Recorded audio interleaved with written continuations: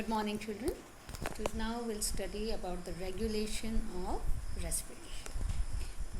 This respiration is controlled mostly by the neural system. And why is it important, children? Because our inspiration and expiration has to be controlled according to the demands of the body. Sometimes when we exercise or we do physical work or we are anxious, inspiration increases.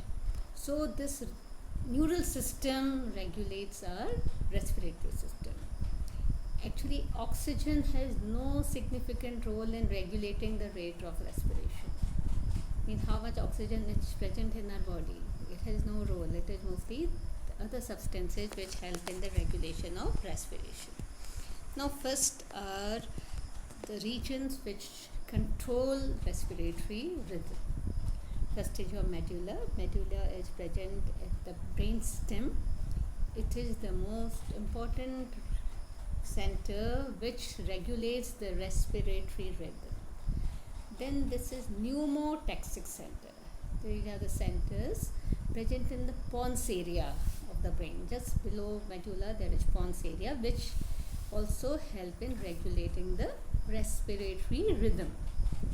Then third are your chemosensitive areas. There are chemosensitive areas present in the neurons or in the heart which are sensitive to amount of carbon dioxide and hydrogen ions. And when they see these are in more amount, they send signals to the medulla to regulate the respiratory rhythm and to exhale and eliminate these substances from the body. So let us study in a little detail.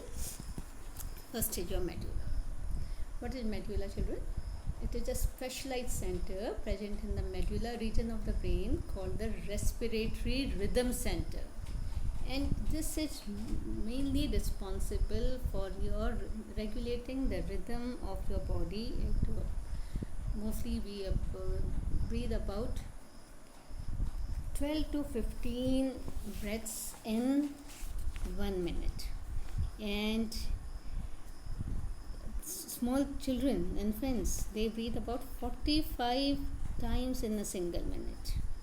And in each breath, we all inspire about for 2 seconds and expiration or exhalation takes about 3 seconds.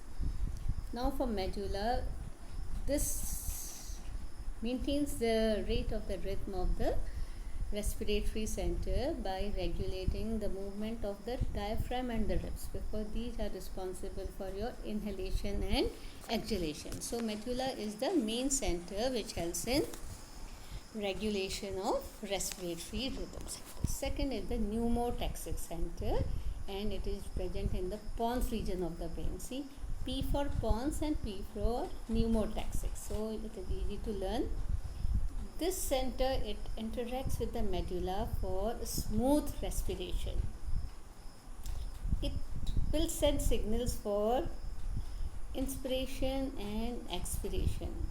So it helps in regulating the movement of the diaphragm and intercostal muscles. So these neural signals are sent to these areas for normal respiration. The quicker the impulse, the faster is the respiration rate. And the slower the impulse, the rate of breathing is also slow. So this pneumotaxic center and the medulla center both are responsible for maintaining the normal respiratory rhythm. Now there are other areas also. These are known as chemosensitive areas, and they controlled by chemical control. So they are adjacent to the rhythm center. This is mostly present near the medulla, and they are very sensitive if the amount of CO2 and hydrogen ions increase. So if there is increase in these substances, these centers are activated, which gives signals to the rhythm center to make adjustment and to remove this CO2 and that reduce the amount of hydrogen ions. So chemosensitive areas are the areas which are sensitive to the amount of CO2 and hydrogen ions, and they give signals to the medulla for removing the heat substances from the body. Then the next are receptors. These receptors are mostly present in the carotid arc. Carotid arc is present in your heart, and carotid artery, which is present, the artery which is present in the heart. These are also very sensitive to the changes in carbon dioxide and hydrogen ions. So again, they also send signals to the medulla or the rhythm center to make necessary arrangements for eliminating these substances out from the body. So main are medulla and pons, which help in regulating the respiratory rhythm, and chemosensitive area, which are present, one is present near the medulla and one is present in the heart. Both are sensitive to carbon dioxide and hydrogen ions, and if these substances increase, they send signals to the rhythm center to eliminate these substances out from the body.